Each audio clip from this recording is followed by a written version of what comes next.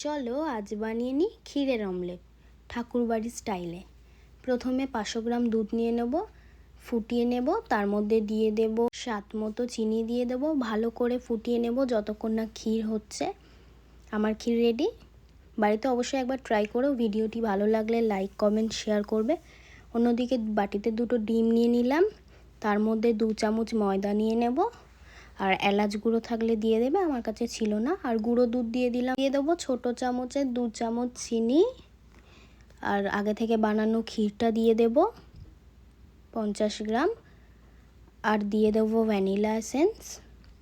ভালো করে মিক্সড করে নেব। তারপর তাওয়া ভালো করে গরম করে নিয়ে ঘি ব্রাশ করে নেব 1 চামচ দিয়ে, তারপর দিয়ে দেবো ব্যাটারটা। তারপর সামান্য লাল লাল হয়ে গেলে তুলে নেব।